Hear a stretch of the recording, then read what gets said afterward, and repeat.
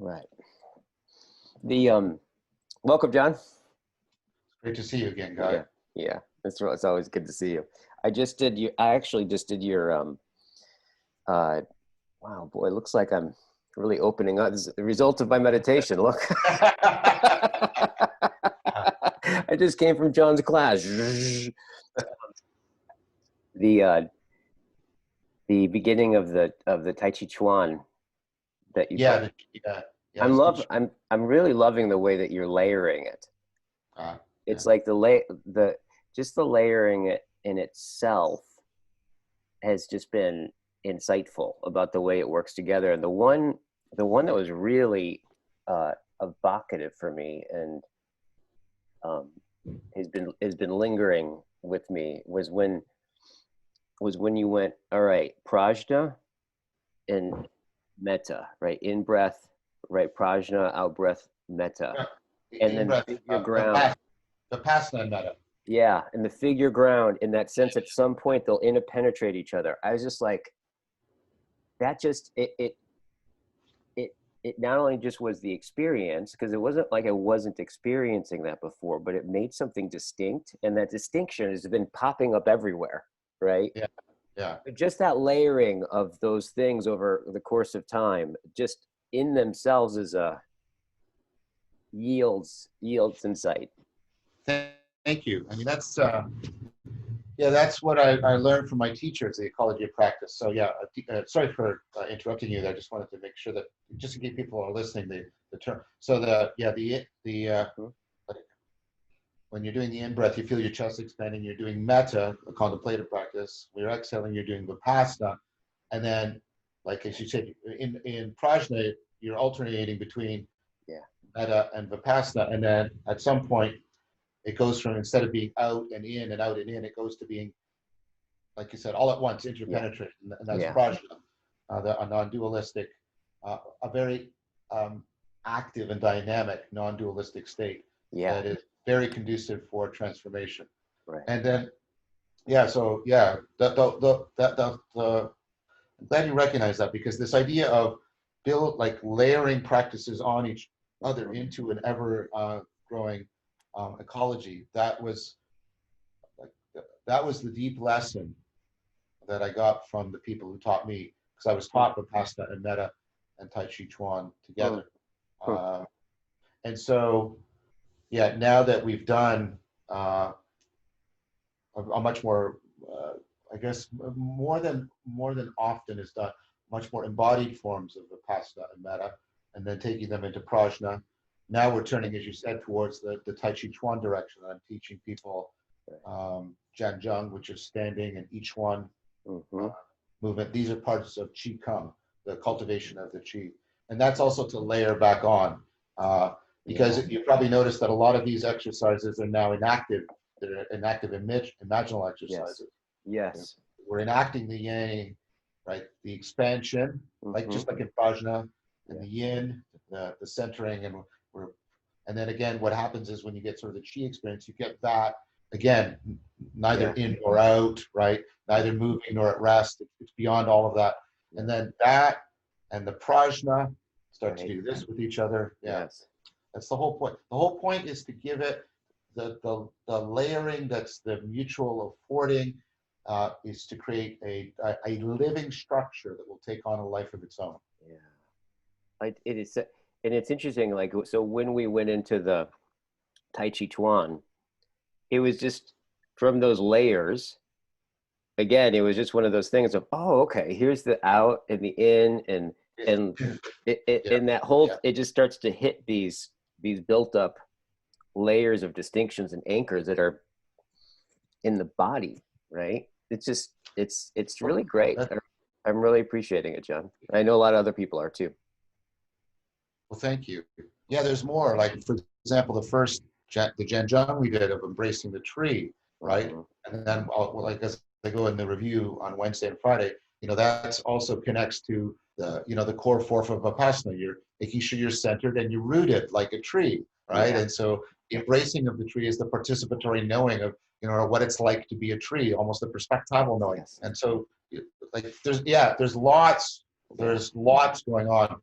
it's meant to be like music. It's meant to be layered vertically, like Mm-hmm. in harmony, and then layered like, horizontally, like in melody. And so the Mm-hmm. melody and the harmony, the musicality of intelligibility is being explicated and enhanced, articulated and afforded Hmm. by that whole process. So interesting. So yeah, so interesting. In the and also the Lectio Divina, Oh, the Lexio, yeah. Yeah. like just that sense of bringing all those ways of knowing into like basically an idea, like a poem into Yeah. a distinction, right? It, have how all that fits together. And one of the things I wanted to, it's a bunch of things I want to talk with you. I wanted to talk with you about your experience taking the group into Dialogos at Yeah. Bible Yeah. Wisdom.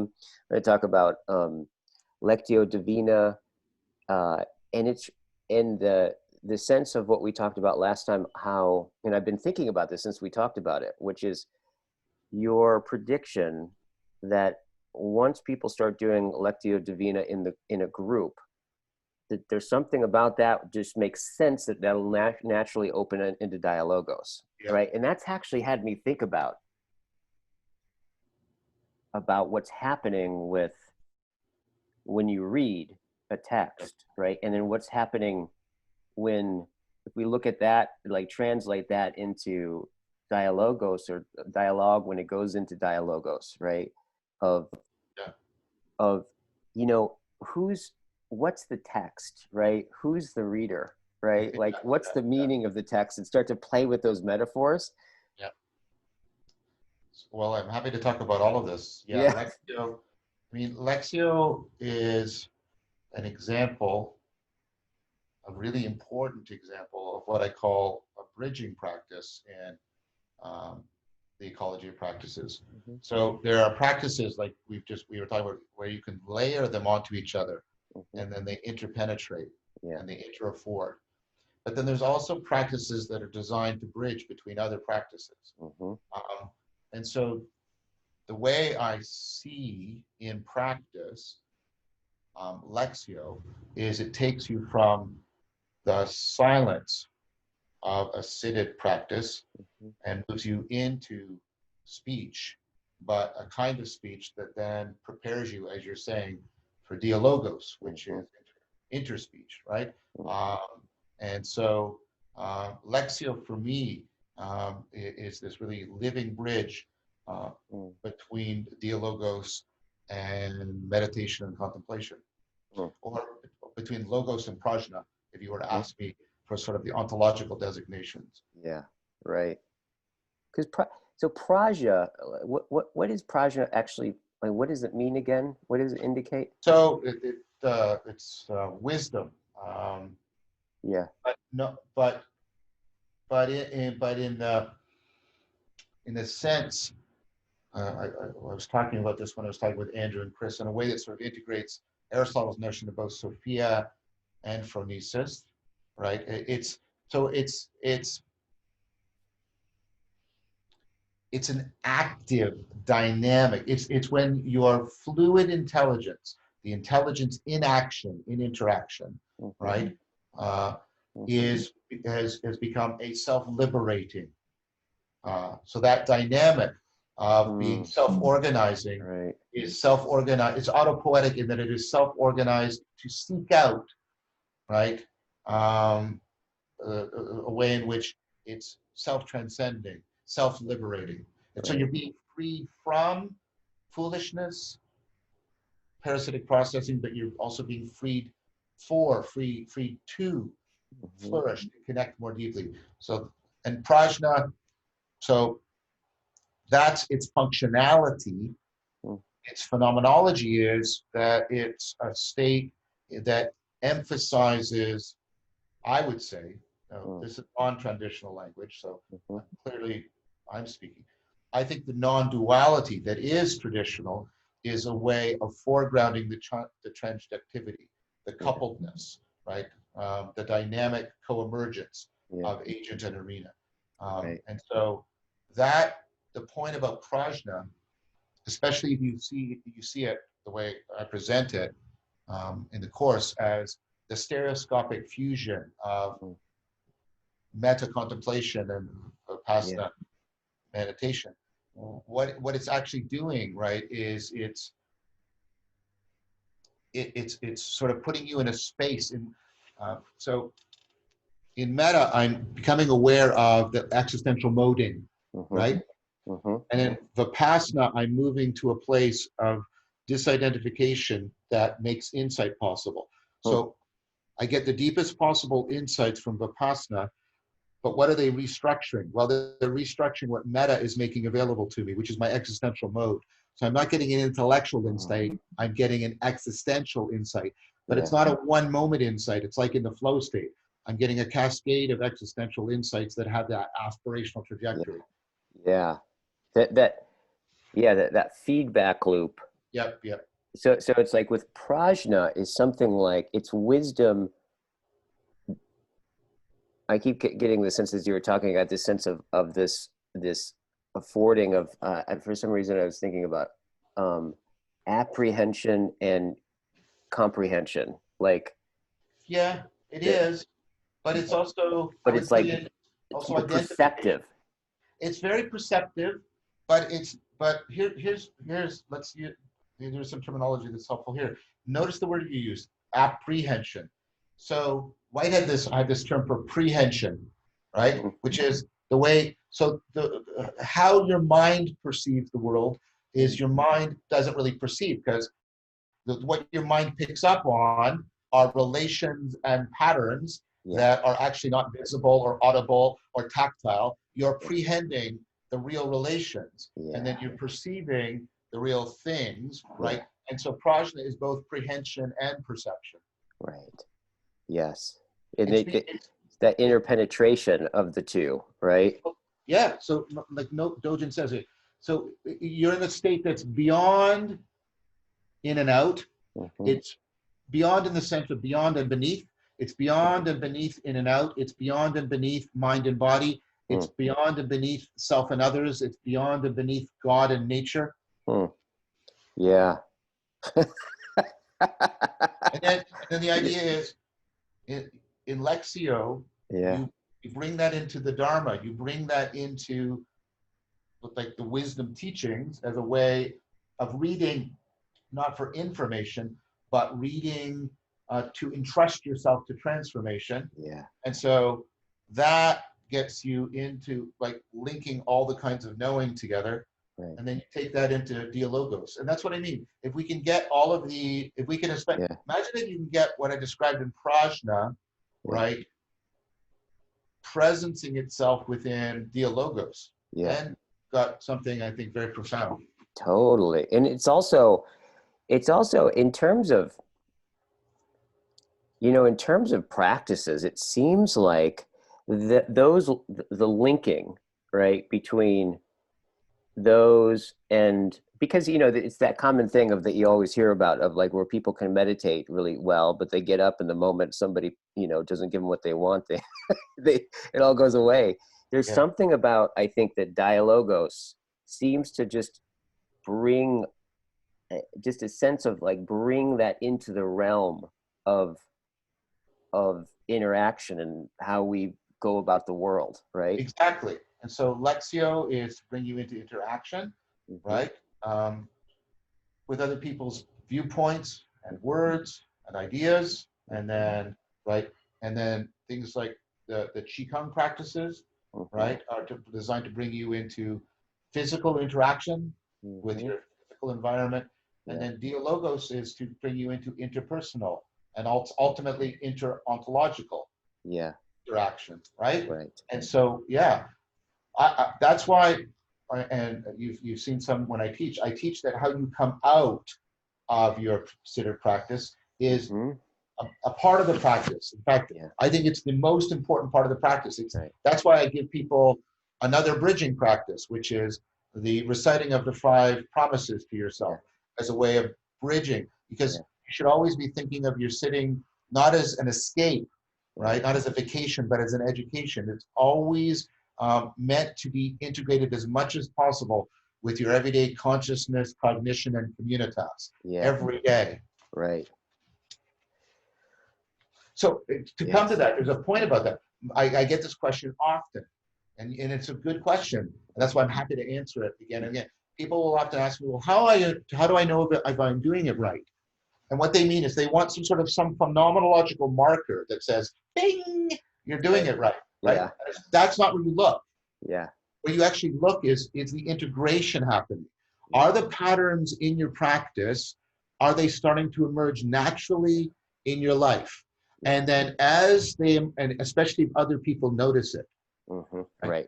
Right. And then does that mean that the pattern, right, that the patterns in your life are also now coming up in your practice? Yes. Right. Yes. And that when you get the reciprocal opening, that's when you know you're doing it right. There isn't anything I mean, I can give people guide, which I do. I answer questions, well, if your mind is getting really dull and comfy, you're not doing it well. Like there's things you can help people, but at the level of, am I doing this virtuously? Because that's what people are ultimately asking, right? Not am I just practicing it sort of efficiently, but am I ultimately cultivating wisdom and virtue? It's like, well, it's in the integration. That's why the layering and the linking, of practices and the linking of practices is so vital. Right. So vital. And I'm getting very, very passionate about this. Right. One of the things I'm deeply critical of is the oversimplification of these kind of practices in the West, where we take all of mindfulness. Think about the Buddha gave this eightfold path that is comprehensive of people's lives, and then we reduce all of that to sort of the mindfulness aspects, and then we reduce all of the mindfulness to sitting in meditation, and then we think that this is going to accomplish the same thing as this entire ecology of practices. I think that's a mistake. Yeah. Yeah, it's a total mistake. Yeah. So this sense of where, I think you've talked about this before, about where that self-organization, right? The flow of that, the logos of it, right? Yeah. begins to take hold and gets a life of its own. It shows up in your speech, it shows up in your listening, it shows up, right? And this is what I'm thinking about with Dialogos is that there's a way where we're exercising in Dialogos is like a practice, right? But then there's Dialogos in relationship with your own internal world and the way that you think and the way that you relate to reality. And that sense of, this is where it gets really exciting to look at Dialogos as a practice, right? Well, yeah, so it seems kind of a little bit breakthrough, actually. Well, Chris and I have been doing a lot of work, and I've also been doing, I don't know, I've been doing what I'm trained to do as a cognitive scientist, and it comes off as a little bit arrogant, but it's I hope it's not, which is, I often try and understand something by reverse engineering it, right? Yeah. And so, as you know, and with your help and Peter's help and Chris's help and Jordan's help, right, and all, right, I've been taking a deep look, and I continue to do so, and the help of many people like Gonzalez, Vervaeke, and a whole bunch of people more. Like, what was the ancient practice of dialectic? First of all, when you as you follow it forward, especially when you follow it into the Neoplatonists, dialectic goes from. Dialectic is simultaneously interpersonal, but like you said, it's also intrapersonal and it's interontological. When people are moving within the layers, here we go again, with the layers of their ontology, and they're also, right, so, and Chris and I have used the metaphor of the interpersonal being the horizontal dimension, and the intra-ontological being the vertical dimension. And so just one more thing, just it might be helpful for people. I'm finding it helpful, and Chris and I are really trying to make this, because I want to bring out something you made there, because I've been thinking about this a lot, and maybe if we're more careful with our terms, it could help. Yeah. Right. Notice, like we were talking about the difference between when you do something, you do a practice, but especially if you do it in a layered and linked way, right? The self-organization can even become autopoetic, right? It can take on a life of its own. Yes. Yes. Okay. So I'm trying to reserve the term dialectic for practices that I can do, even layering and linking, and then dialogos for when the practice does that shift and takes Right. on a life of its own. Right. Right. So the way I now try to say it is, I practice dialectic to realize dialogos. Yeah. Yeah. Okay. That makes sense. Yeah. It's like putting the logs of the propositions Yes, yes, and then exactly. lighting and like you get them, Yes, you start rubbing them together and yeah, like dialogue, yeah. dialectic, right? And at some point it just sparks, right? It That's becomes right. greater. Yeah. Yeah. And you're making use of all kinds of Heraclitean and Platonic imagery there. Right. Absolutely. And so at Rebel Wisdom, I got to practice with people, Hmm. mostly what I would call the horizontal Hmm. dimension of dialectic, but I was also able to start bringing in a bit of the vertical, although a lot of the vertical also needs to be done by individuals on their own. But I was getting both of those. And what was interesting was also to see like where and when, right? As to use your metaphor, it sparks and catches fire, and you can Right. see people starting to get caught up. Yeah. And so part of the engineering was to think, well, we already know some of the conditions that will get people into the flow state. And the flow state is when I practice something and then it takes on, it Hmm. catches fire, right? Hmm. So I was trying to bring that in. And then, I mean, and I talked about, I made reference to all of you guys at Rebel Wisdom repeatedly, because then what I've been trying to do is go over and, Chris and I are doing sort of very high level theory, and then I'm doing very, I don't like to call it low level, but more grounded practice. And part of that practice has been to constantly review all of what we've been doing and Hmm. what I've learned from you and what I've learned from, other people, and trying to draw it together into a fairly doable layering and linking of practices that I call dialectic, that gets us into Dialogos. Hmm. So, Yeah. uh, and I mean, if you want at some point, I can go over what that looks like concretely. But Yeah. what happened at Rebel Wisdom, at least from my perspective, was it was very successful. Hmm. Because there was one more sort of turn of the theoretical wheel that happened just before Rebel Wisdom, and it came up in my discussion with you, if you remember our last one. Um, it is, that the fact that all the Platonic dialogues are about virtue is not a coincidence, Yeah. right? Because virtue is the place in which all of these things come together, Hmm. and that, yeah, so that the that the dialectic, if it's trying to become dialogos, should always be both should have virtue as a topic while exemplifying virtue as a response to that topic. Yeah. Um, Yeah. and so what happened, I'll just go through what it looks like.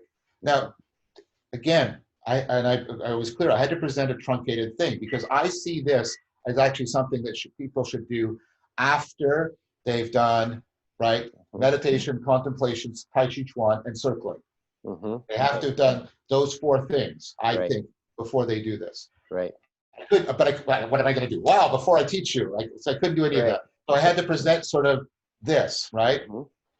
But I want that, now I can say it, we've got some time to explore it. Like Hmm. people, they should have to be doing a meditative practice, a contemplative practice, a moving mindfulness practice, and they have to be doing circling. Hmm. Those are the Right. things they have to be doing, Right. okay?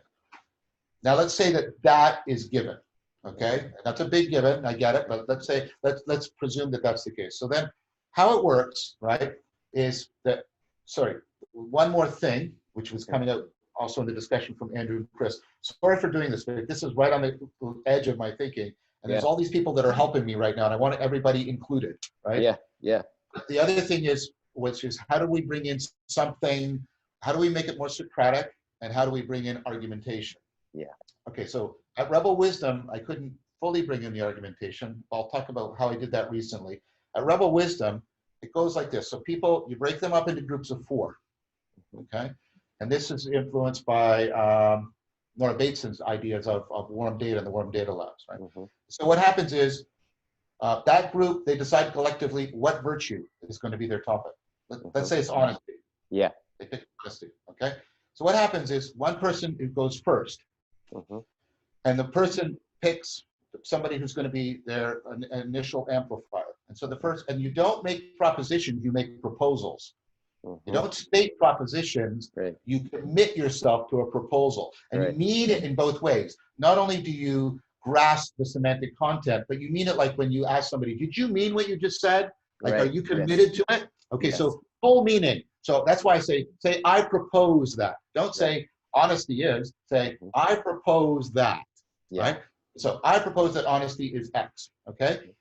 And then the amplifier, their job is to, and this is like from the two-person Vipassana exercise, but you'll see circling, right? And then you'll see why circling would really matter to this. The person who's amplifying, they're not supposed to in any way challenge at the amplification stage. What they do is well, I noticed that when you first talked about honesty, you were leaning forward, or you're leaning back. And you know who's in my mind for there is you, because that's what you do. You do that. You notice what people are doing. You notice their gesture.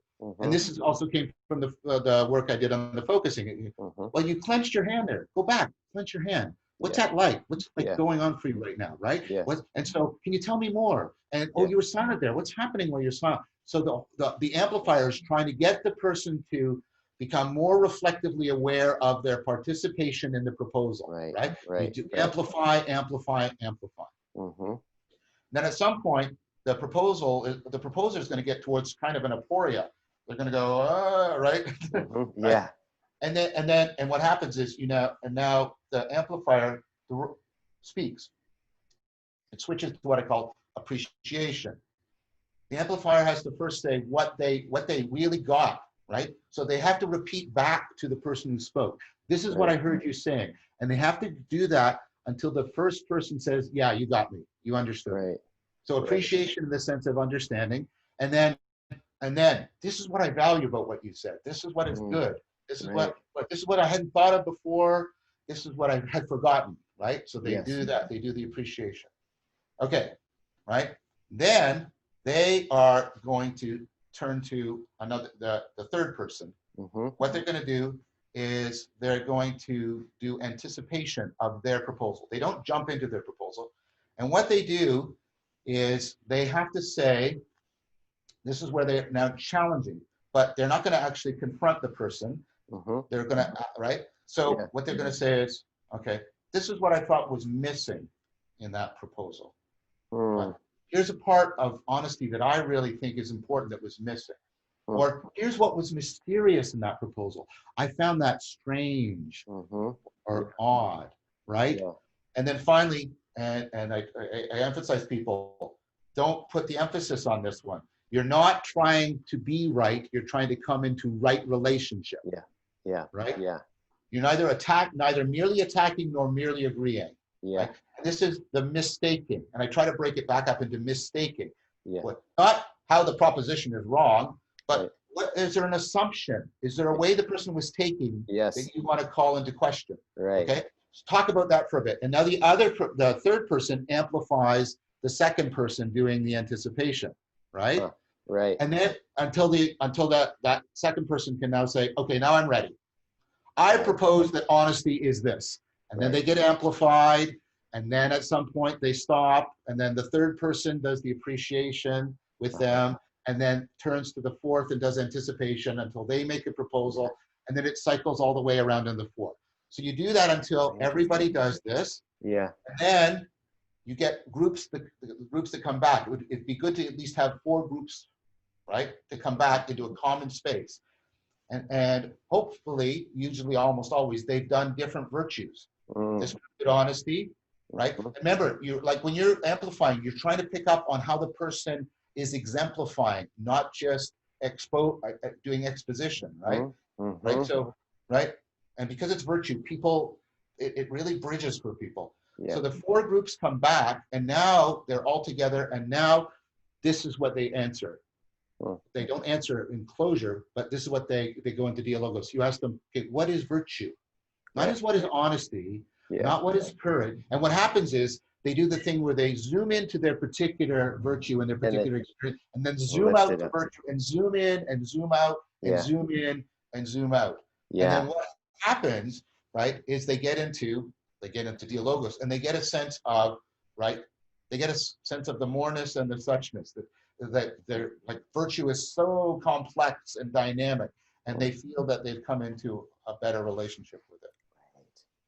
And then, and I didn't have time to do that, then I like what you could do is you could just have open reflection after the process. Or, you know, I thought that there might be another transitional thing where people go back just into circling, and they just go back into circling. Then that's all just resonating and vibrating for them. And that's how, that's how the process ends. Yeah, that's interesting. So that's the horizontal. But you see how it had a bit of the vertical in it, right? Right. There's a bit of the movement with the ontological. Yeah, absolutely. I like that sense of starting with something like virtues, particular virtues, and then the meta idea that unites those, right? And going in between structurally, that just seems really deeply penetrative. Yeah. What I want to say right now, it's really important to me because I care about you and I care about your work. I hope you see your influence in all of this. I hope you see I've tried to incorporate a lot of what I've learned to you and try to do it justice. And I hope you feel that. Oh yeah. Oh, totally. Yeah. Yeah, absolutely. Well, no, that's important to me. Yeah, I really do. I really do. Big time. Big time. And I feel that too. I feel that in our friendship, in our in the way that you continually note it, but also just in the in the fact of the mutual kind of penetration of these ideas. And you know, like we're constantly talking on text, and that's how it lives for me. And you do a great job of well, I saw that interpenetration. Well, I didn't see it. I heard it. I listened to you when you were on my Discord server. Thank you for doing that, by the way. That was wonderful. Oh, right on. I just saw that. That was wonderful. So anyways, you like imagine individuals who were doing like the mindfulness ecology, the meditation, contemplation, moving, the Qigong and the Tai Chi. There, and then, as you said, then they bridge from that into Lexio. Yeah. And then they do great group Lexio. And then maybe out of that, a particular virtue, right, comes up, right? And then they take that into Dialogos, right? Right. You can see how that whole would just be very, very powerful for people. Very, very powerful. Absolutely. And if you think about it too, it'd be, if you run a few of those and then just think about like, okay, so how would that just catch when somebody just starts to talk about their life? Yes. Right? Yeah. And like, you don't even have to, I would imagine, you don't even have to put many frames around it after a few cycles of those. People are probably you'll probably notice that people they start amplifying, they start doing all the components, right? Yeah, totally. And I would hope that they would also start to notice how the various practices interford each other, right? They would start to listen, perhaps when people are speaking more poetically, right? And then they might bring the mindfulness to bear. Because one of the promises we make is the promise, right, to use speech mindfully, carefully, lovingly, right? And then they but as I'm listening, like, does this person like its Lectio Divina? I'm also practicing the mindfulness, and then they're also like looking for what is being exemplified here, what virtue is coming. Like, I could see, but that is what happens, right? And then the point is, we get, right, not just propositions, we get the proposals of ways of being virtuous and ways of life being exemplified. So now the more recent piece I did, and this is something, I mean, I want to talk to you about, it's just come out on Andrew's channel. It will come out on my channel on Friday, is how to bring something like argumentation in. And so what I was thinking is instead of just a sequence of propositions, right? What it is it's a sequence of proposals right? That logos that gather together and mutually afford each other until, right, right. Yeah. And then what you do is you basically make a proposal, and then you do some dialogos about it, and then the person makes another proposal. What you might let them do, this is what I did, is sort of present the sequence of proposals, and then you go back and do dialogos, Yeah. and you try and sort of jazz your way from one proposal to the next Right. until they all come to belong together and Right. mutually afford. And Right. so that's what I did. So I had a particular argument. The argument I was making an argument that virtue is the beauty of wisdom, and what that means and how to understand that. And then what I did was I had a sequence of proposals, and then we did sort of dialogos around. So you do dialogos, if you'll allow me this metaphors, around each proposal, and then between each proposal, Yeah. until you get the scientia intuitiva, a kind of, a Yes. prajna of proposals where you're seeing all the proposals in each and each in all. Right. Right. A prajna of proposals. Yes. I'm seeing T-shirts. That's awesome. Well, it's also the thing that you just laid out there. I mean, on some level, I bet. I mean, you're exemplifying. I mean, isn't this what you've been doing in all your discussions, right? Is you've been doing just that, where you kind of have an idea and you're playing with it, right? Like even before all of this was specifically formulated, like the way that you did.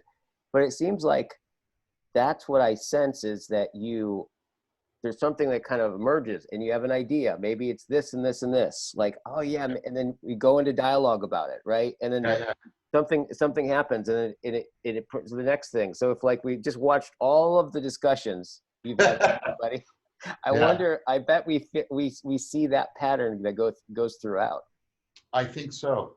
I think that's exactly right, and I mean, that has been sort of the teacher guiding me in this whole process, is to try and see what patterns are taking shape, right? And what principles are coming into process via those patterns, and what processes are being principled in those patterns, and seeing all of that working together. So that's what I keep looking for. Here's a pattern. What principle is it bringing in, and what process is it going into? Or here's a pattern. What process is it bringing? Is it explicating and bringing a normativity? So I always think of this emanation of principle and this emergence of process, and the logos is the patterning, right? Totally. And so that's what I'm looking for. Yeah. That's sort of the method I use when I'm trying to get a sense about this. And then as a cognitive scientist, what I do is I reverse engineer. I say, okay, what do I know about human cognition? Right? And how could I articulate these practices such that I could fit them best I could reverse engineer them for human cognition. Right. That's what I've been doing. Totally. Yeah, absolutely. And so it's interesting, like as it's coming out, it's as you're formulating it, right? It's interesting. There's that sense of in a certain sense, like I'm bringing it like more to your awareness right now. Well, isn't that what you've been doing on some level all the way through? It's here's that thing about, then you talked about the teacher, right? That that invisible deft hand that on one level, it looks like, I was thinking about this with rapport, the difference between creating rapport and then the experience of rapport is more like it's revealed, right? It's like, because there is always that sense of like, when I'm in rapport with somebody, one, you find yourself into it, but it's not this sense of like, I have created something or built something. It's more like, oh, there you are. It's like, oh. I think that's right. And I mean, that's, so Chris and I, well, you've read the chapter that's in, and we talk about this as the movement from logos, little l, to logos, right? So the idea here is, right, the moreness of intelligibility, logos with a big L, the way, right? The logos that ultimately is part of ontologos, the logos of being, right? That's always precipitated into, right? It's impregnated into our spoken logos and our gestural logos, right? It's right. And so what we're right, and then what we do in the dialogos is it's the conception. The pregnancy is developed and the midwifery, and then what you're doing is that you're giving birth to the logos, but it actually affines you. And you and I have talked about this. Yeah. It affines you Yeah. to the logo, and that's where the virtue comes in, because virtue is ultimately right. Every virtue is a way of being wise in a particular situation. It's a way of affining the logos in speech act Yeah. to the logos of being. And Right. so that was my attempt to disclose, because I was talking to Chris about this. I was saying, Guy is always doing that, and that's not a complaint, by the way, right? Mm-hmm. Guy is always doing that, where he's saying, look at how we got here, a place we couldn't get to on our own, but what we discovered was always there. That's why I brought back that term inventio.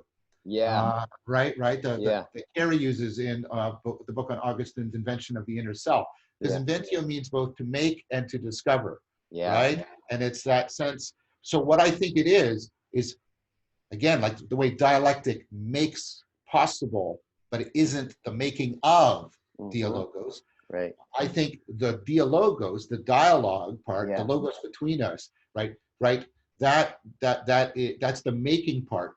But what is discovered, right, is the logos that was already there, always there underneath it. Absolutely.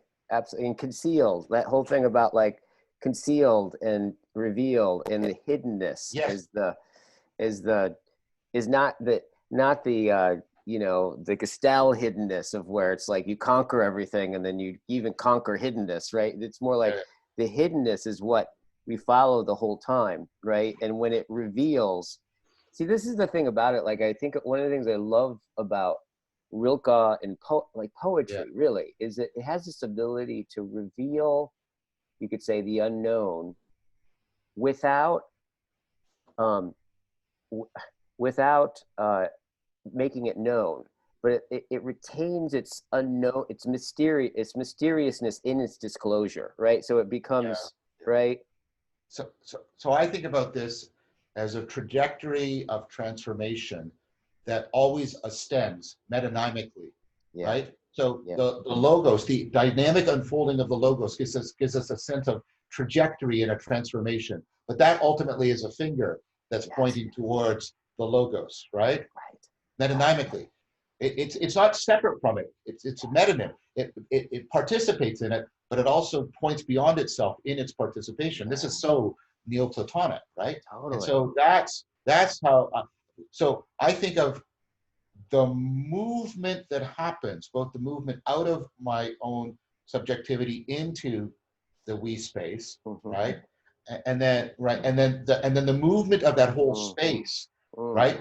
That trajectory, that's me, that's us, me and us, pointing with our whole being, towards the logos. But the ability to point embodies the logos. It's not something separate from it. Yes, exactly. And that sense of where you in that, I really liked your last video with Chris and Andrew. Is it not Andrew? Yeah, Andrew Sweeney. Andrew Sweeney, yeah. Where you guys are talking about, you know, I think you said something in kind of in passing, but it kind of struck me of how Plotinus puts the, you know, the meta logos, right? It's all kind of like in this infinite all at onceness, right? Yes. But we have to basically take that in Dialogos and bring that into sequence, right? Yes. That's the function of soul. Yeah. That's in Plotinus. Yeah. That's soul takes what is, so intellect is the all at onceness, right? Like here, like how each virtue actually presupposes the other virtues, and that right. So if I'm going to be honest, I also have to be courageous, right? If I'm going to be honest, right, I also need to know how to be kind, right? Because if I'm just honest without kindness, I'm not actually honest. I'm just brusque and cruel, right? And so and you can think about how each virtue is just like I say. How do I be wise in this here nowness? Well, to be wise here now is to be courageous. To be wise here now is to be kind.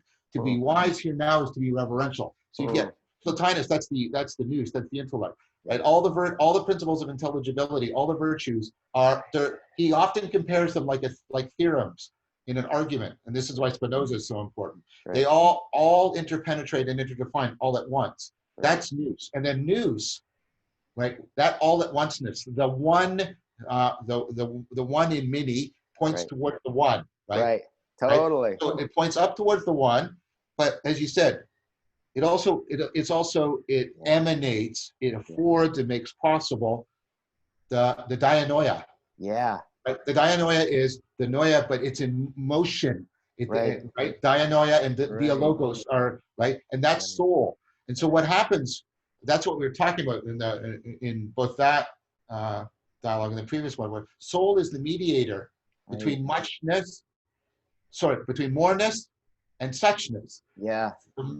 How we participate in the inexhaustible, right? Yes. Yes. But how that comes into the non-categorical, non-repeatable here-nowness, right? Yeah. Of like the sort of the mystery at the core of time, Yeah. the suchness, Yeah. is put into relationship, the mystery at the core of eternity, Yeah. the mystery of participation and the mystery of individuation are brought into relationship to each other. Totally. That's the function of soul.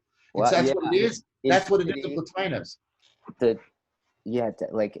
Like almost like this deeper sense of space and time mutually penetrating each other, right? Yes. Yeah. Eminence and emergence, eternity and time. And this is why the work I'm doing on Erigena right now is so important, because he's the guy that turns dialectic, right, into a metaphysical principle. He sees reality in this kind of Neoplatonic dialectic. Erigena. Yeah. Do I here's a really good introductory book. This one right here. Oh, John Scottis. Oh, yes. Okay. Yes. Yeah. Erigena, yeah. Because he's doing that in this whole, that's exactly what and he did it. He is way before his time, right? Oh, yeah. We're talking about like 900, I think, Common Era. Yeah. So it's unfair. Neoplatonic dialectic is not Hegelian dialectic, and it's unfair to attribute it to Erigena because he's way before Hegel. Like he's doing something much more comprehensive and transformative. And the interesting thing is the Parasophion, the division of nature, is actually written as a dialogue. Yeah.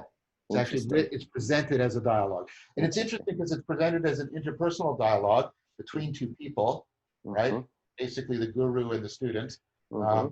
But it's also, there's four parts, the four divisions. So it's also an ontological dialogue between the four divisions, right? So it's like it exemplifies like turning what we're talking about into, on one pole, a comprehensive way of life, and on the other pole, a correspondingly comprehensive worldview. That's what's happening in his work. Yeah. God, that's good. It's amazing. So this is also kind of gets to another kind of thing that I've been thinking about as well, is you're thinking about like, okay, so what is that? And I think you said it when you said soul is the mediator between these two. Yep. Which had brought me to it reminded me of this thing I think I texted you about it too with Chris about like, well, if we look at it, well, what is the medium? Like the medium of this. And I started to think about, play with that about, like in painting, right? Oil painting, right? Yeah. And what, like in a certain sense of like, and it's the right medium in comparison, because acrylic, I can't work with acrylic because it does basically the same thing. It's hard to tell the difference once it's all dry, but it's too constraining with time, right? So you have to like, right. With oil, it stays wet, so you can really you can paint it, you can blend the colors and work with it on the canvas versus on the, have it ready made and then paint it in. And then I was thinking about, well, what a medium does, right? The oil does is it, on one level, it holds everything together, right? It holds the paint together, right? But in holding it together, it also releases it into appearance. but yet the Yes. medium itself, to the degree that it's doing its job, when it releases the paint into appearance while holding it together, it also it itself simultaneously withdraws into that releasement, right? Yes. And so I was just Yes. thinking about like what, so what would be the oil, right, of the dialogical Dialogos painting, you know, and So, yeah. it's interesting to kind It, of think about that, right? well, I have an answer, but um, I think I do too. Let's see what this is what I kind of came up with. And I was thinking about like, well, I think what probably makes it what it is that in some level the realization, right, of the dialogue and the dialos, right, is actually where that which withdraws on some level in the oil, it goes through, it realizes itself in like kind of a transubstantiation, right, or something like that. Like it's like I agree. I it's think like that's it's right. almost like the medium is the always already the case, the invisible deft hand that on some level at the top kind of goes and then it Yeah, all makes sense, you know, on some level. I think that's right. Phenomenologically, um, yeah, it's about what we talked about the phenomenon, the shining forth. It's always the withdrawn. Functionally, And then the other time too, the other thing too oh, is sorry, go ahead. has me, it also has me think about like, well, okay, well, what is the medium though, right? What is the phenomena, right? And this is where I start to touch it. When I feel into that, I started to touch into uh, how do you say it, nitishani, but Nishitana, yeah, Nishitana. this sense of emptiness of there's something about that as well. So the emptiness, that I think is, yeah, okay. So I want to say, I'll propose over here, and then we'll look for convergence. Yeah, We'll do the yeah, argumentative, there we go. Okay, go. because I think the medium, the thing that glues like the paint, but also becomes transparent so we see through it, I think it's relevance realization. Mm, mm, Because what relevance realization does is it makes the framing that then withdraws precisely because it's transparent and it affords me looking through it. mm, right, I do, right? Precisely because I'm seeing by means of it, right, it withdraws into, right, into the right. grounding of Yes, my intelligibility. yes. And then, but you have to remember that relevance realization isn't mine, Mm, right? It's a way in which the world and me are co-emerging together. mm, mm, mm. Yeah, Now, so I yeah, think the emptiness is the fact of this deep coupling, the coupling that's at the yeah, mystery of my suchness, yeah, which is what, in a lot of Buddhist texts, you get the sense of, the pure mind, which is the mind that is the existing power to become any particular form, but uh, is no form itself. uh, And that's relevance realization. And that mystery at the sense of suchness, right, is what keeps me coupled to the off, in love with yeah, the moreness of reality. So the right, moreness, the combinatorial explosion of information, yeah, right? And the ongoing open-ended, that's the emptiness, no essence to it, the yeah, open-endedness of the relevance realization, the mystery of the suchness, they yeah, come together, right? They come together in my framing of the world. That and the emptiness is the mystery of the moreness, the combinatorial explosive nature of reality, the mystery of the suchness, the open-endedness, the open-ended evolution of of yeah. relevance realization, and those are the two coupled together. And That's that, in taking your proposal, right? yep. So, Go.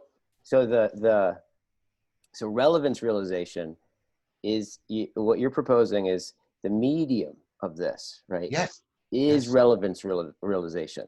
And yes, what in it in its in you could say the the the background, the more like the background is like the emptiness, yeah, right?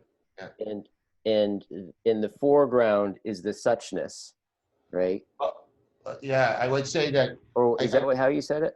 I would say that the background is the sectionist. The background is your Okay. capacity for individuation, your Yes. capacity for here now fitting Yeah. yourself to the situation. Yeah. But the world is not, the world impregnates each situation, but is always more than any situation, Yeah. right? Yeah. So this is always reinventioing itself Right. in the face of the world always unpacking itself, always being more, both diachronically and synchronically, Right. both horizontally and vertically. And then relevance realization Which is the process of that being realized over and yes, over and over and over again. that's why I Right? use the word realization, because Yeah. it's simultaneously like detection and adaptive fitting, and it's also Oh, actualization and okay. coming into being. I'm trying to get both Oh, the subjective and objective poles of this process by using the word realization. totally. Because it's like because the realization, I really got the sense of like this Yeah. is why it's the medium, because the realization is like what I'm hearing you say is what's realized immediately brings everything Yes, together. And then if yes, you ask like, well, what's realized, right? What is the realization? What realized this realization, right? And you look back, you end up back there. But yes, in that process, there's a sense of how world making that is, right? exactly, Right. exactly. This is ultimately, right, it's about how things stand out, exist within being, where being is the, right, the intelligibility that reaches to the horizons of Right. intelligibility. Totally. And that was, yeah. And then of course naturally it's like, well, what's that glow beyond the horizon? Right.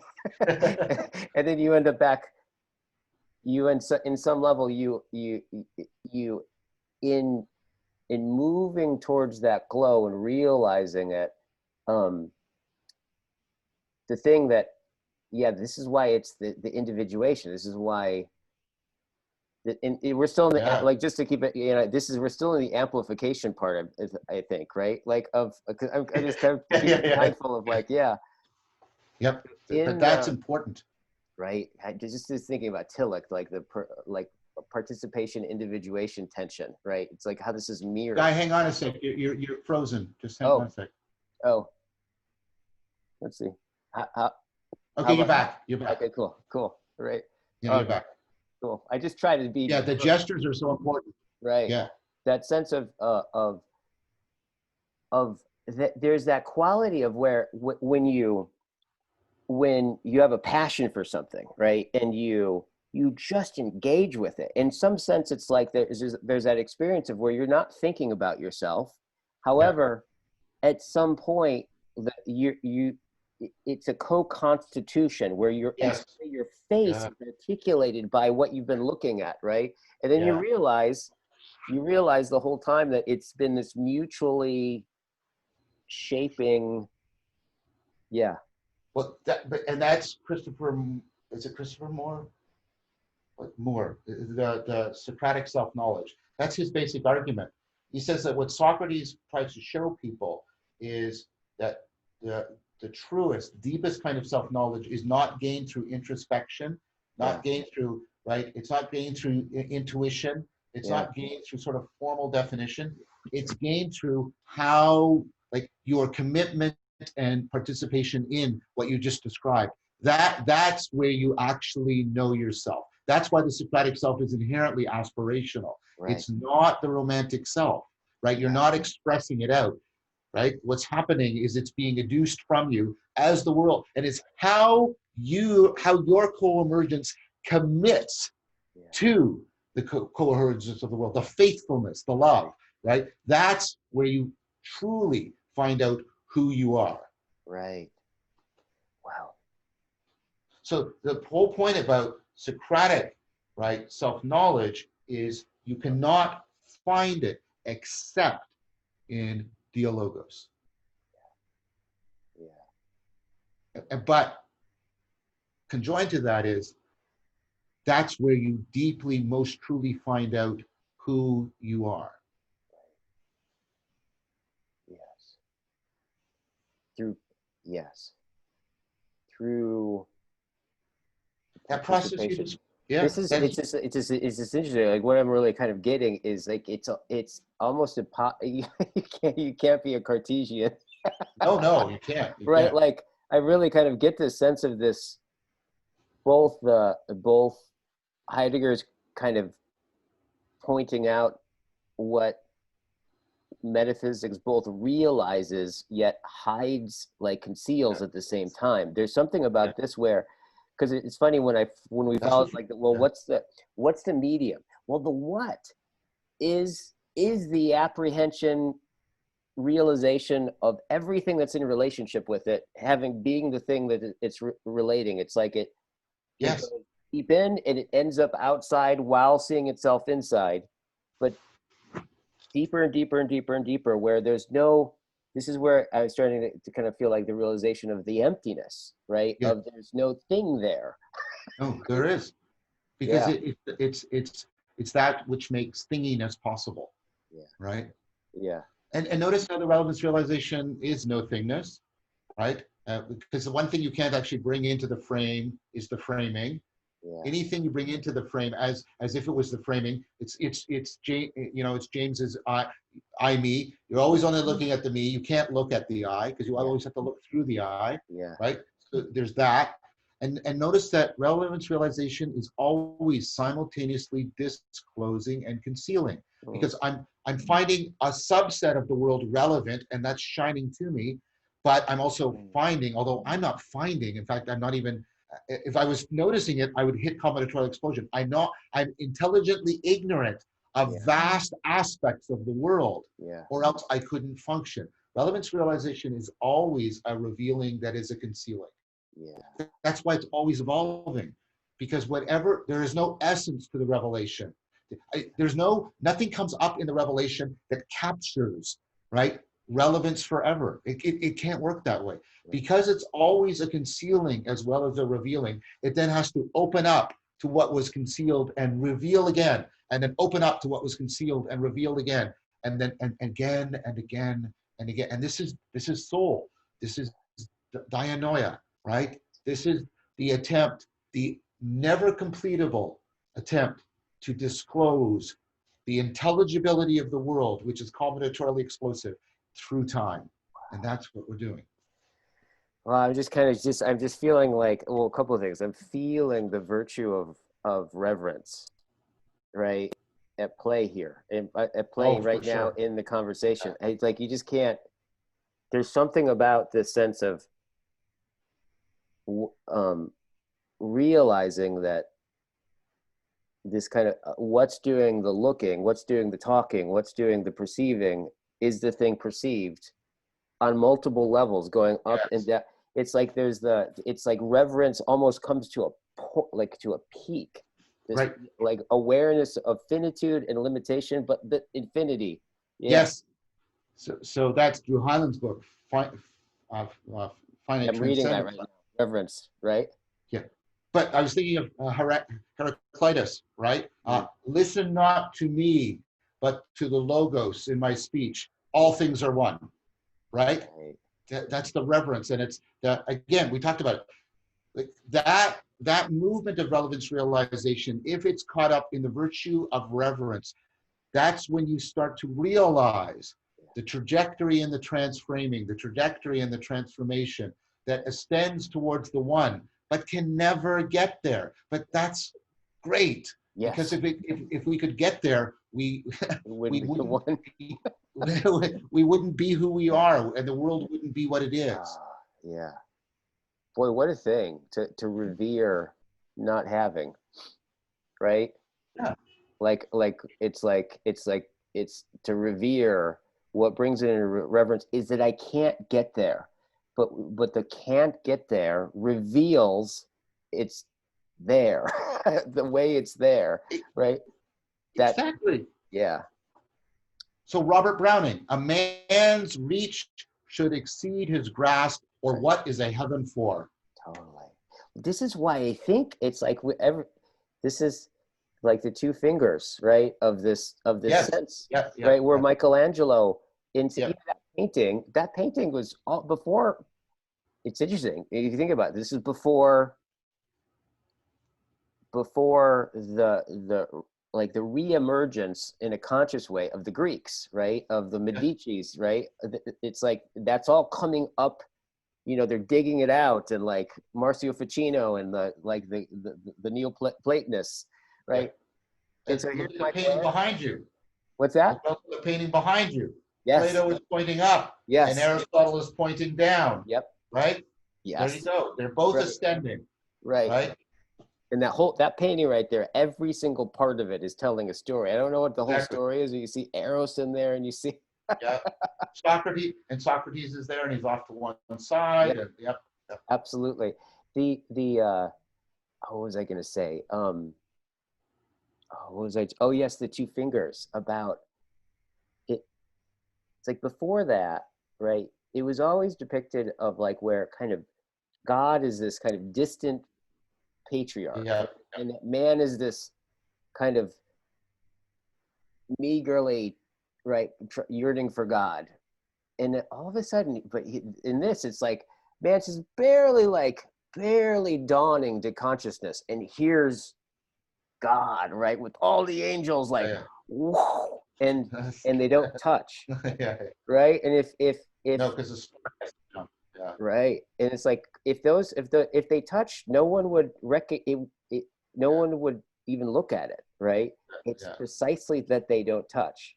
That is that divine kind of tension, right? That is so, and of course, even the movie they talk about, like, it's talked about as the agony and the ecstasy, Yes. Yep. right? And I think what we're talking about is that there's, in some way,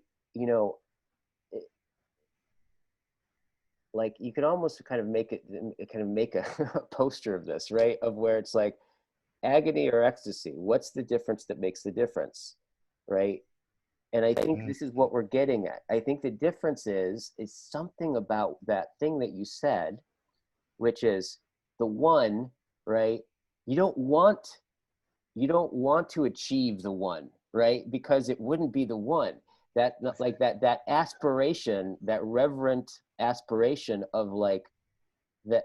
I think that's that difference between the experience of agony and the experience of ecstasy with this, right? And I think maybe Dialogos constantly exemplifies that, right? Yeah, I think so.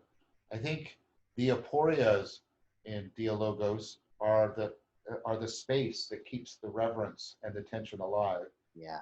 But the whole trajectory is the sense. It's like it's an asymptotic.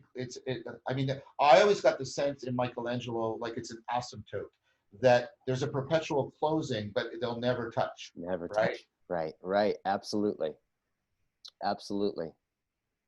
This is Because so good, man. how else would creatures in time get any intimation of eternity?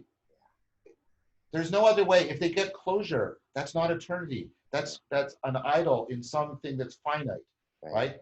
And if there was no sense of moving closer, this is the epictesis, right? Yeah. Of the Eastern Orthodox, some of the Eastern Orthodox fathers.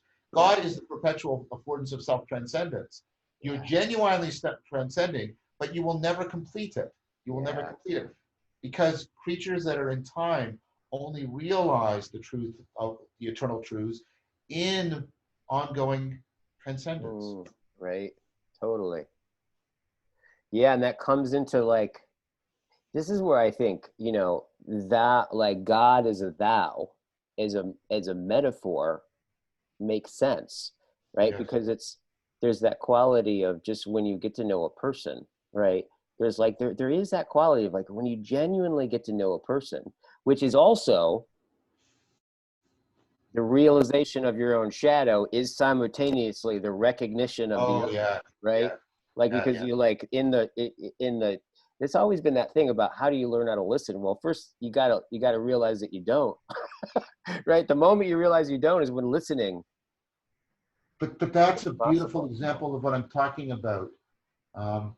The Jungian idea that we can only know the shadow ultimately, initially and ultimately only dialogically, right? It's only, it's very hard for me to see how I'm projecting unless I'm in dialogue with somebody. and that point you just made, that's brilliant. Because when you reject my projection, Yeah. right, you are an enacted aporia that Yeah. then gives me the opportunity for Yeah. realizing the projection. Yeah. And in realizing the projection, I begin in that way to get a sense of my shadow. And I think that's that Jungian idea. That's why Chris is writing in our anthology that you're contributing to as well, right?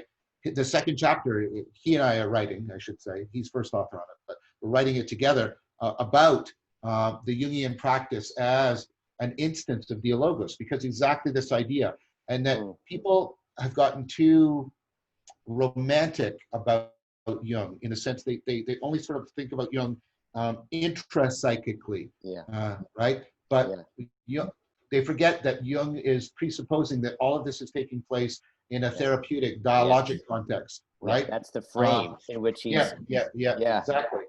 That that it's only in something like therapeutic dialogue that you can genuinely become aware of the shadow. Yeah, absolutely.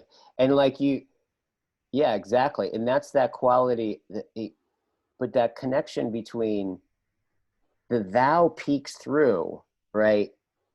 In those moments of where it's like where my projection of you or my projection onto you. And this is what's interesting. It's one of the things I've noticed in circles and in working with people in this way is a lot of times where things it's the beginning of a big kind of realization is this sense of where I've always thought about it. I really like the way that objects relations psychology talks about it. Like there's the objective pole, like the self or the self is actually always object subject pole with a binding consistent level of affect, and where people kind of like will go on rants, right, where all of a sudden you're talking about like, and they'll just start addressing a concern that I don't have that I didn't bring up, right, but they're talking about it as if they're in response, and you can start to tune into that stuff, and then you go like so many times it's like, who are you talking to right there? And in all that in that moment, there's this, and if they catch themselves in it, like, oh, who am I talking? And it opens the question, right? And that begins this moment that they realize that they weren't relating to the world objectively, if you will, as it was. They were then you realize, but then that begins this whole process of disclosure. That's right. Important. Yeah, that's important. And so this quality of loving, of how a thou unfolds for us, it's interesting to think about that. This is where it's like relationship, and this is, we're indistinguishable from our sociality, our it's like all the way down, but that sense of the realization of myself is allows the realization of the other, the thou, right? Yes. Yeah. That's right. I mean, in that you even get that in the Lexio, because the Lexio, right? Like it has to sort of, if you're reading for transformation, the thou of the text, it has to, right? Yeah. It has to sort of catch you and lead you right. off and beyond. But I'm also thinking practically, what you just said was really important. Part of what I was describing as the amplification process is for the amplifier to maybe periodically ask, who are you talking to right now? Yeah. I hadn't thought about that. That's very good. I want to note that down. I'm sorry. I don't mean to turn away from the camera, but that's great. That's a good insight. Yep. Okay, that's good. And you kind of feel that question where that question, oh yeah, you could pretty much ask that at any point. And sometimes the answer is going to be you. And sometimes it's going to be like, and then sometimes it's going to be like, oh, I was talking to the person that's going to get me in trouble at any point. Right. Yeah. Like that's what happens with like a lot of trauma, like what ends up with a lot of trauma is those structures become something that like haunts people around, right, where they're constant relating it to, right? This brings up an aspect that That's brilliant. That was in the two-person Vipassana, which I can't teach in the class because maybe I'll get Jason. What you do is you go, you sit, you feel, and it's like you'll see how it belongs to this whole family of circling and all the Mm-hmm. right. You sit and like you do Vipassana individually with somebody present in your visual field, and then one person is going to be the speaker, and then the other person is going to be the amplifying mirror. That's part of where I got this idea from. Yeah. But what the speaker does is that when they're speaking to the mirror, they are talking to somebody else. It's like the empty chair therapy Yes. in Yes. motion focused therapy. So they talk to you. So you deliberately project. You project onto your dad, and the person that's receiving, they're supposed to be, and this is a really sweet spot. You have to be as fully present as possible, while also being as non-reactive. Yes. So that the person can play out the projection, like play it out, right? And then you switch roles, and then you switch roles, and you keep doing that. Yes. But this is a way of getting that in there. Who are you talking to right now? Who are you talking to right now? Yeah. That's really good, Guy. Thank you for that. Yeah, totally.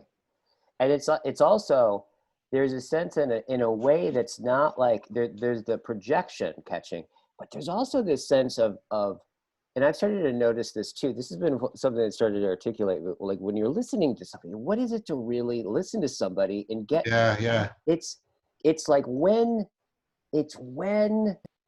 you start to notice the possibility that's organizing their attention, right? It's like that sense of like what's glowing beyond the horizon. Because if you think about it, there is that sense that everything that I do is impregnated with something's possible, right? This teleotic sense of it, right? And so getting somebody isn't listing out what they just said. It's actually kind of getting what is it that they are so like that's beyond the horizon that it's the thing that's constituting their very being, right? And that when that starts to be lit up, that's the experience of being gotten, right? Of like, or that experience of like, oh my God, I'm totally seen. It's like you see the possibility that I can't, that everything that I am is in relationship with, right? That thing I'm impregnated by, but don't. That's interesting. I think that's very convergent, how I've been trying to answer that same question. So I think I'm really listening to somebody when I'm catching their relevance realization. Yeah. Where there's a contagion, right? And I like when we talk about emotional contagion, but it's relevance realization contagion. And so that, right, I'm no longer outside of your world. I'm in it because like your relevance realization is to some degree being not represented in me. It's literally being instantiated in me. Yeah, absolutely. Because it's so, I mean, we are so futural. It's like, we are so futural. Like just everything about announces this, this ecstatic sense of time, right? And also that quality of just that sense of when somebody, I mean, it's happening, and I think it happens on multiple levels too, of just like, there's the personal like about my own character or something like that, right? But then there's like recognition these meta things when you get something, there's a way where, oh my God, something became possible. But what lights up is you go back, right? And you reconfigure that you re-impregnate that possibility all the way through your history, where you get a whole new narrative, right? In that sense of, I think we're always doing that on some level, and where it gets fixed, right, and stuck, right, are the places where we get stuck, right? In a certain sense. I agree. So I have, unfortunately, I have to get going. Okay, that was wonderful. This is really wonderful. Thank you so much, John.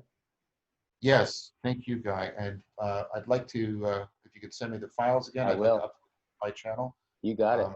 You upload it on yours first, and I'll upload it on mine. What should we call this one?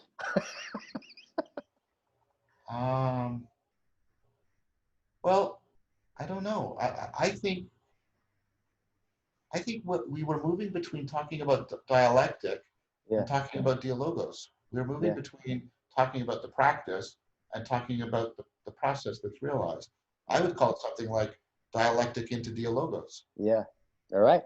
Sounds good to me. Okay, take care. Awesome. Bye bye. Thank you. Bye.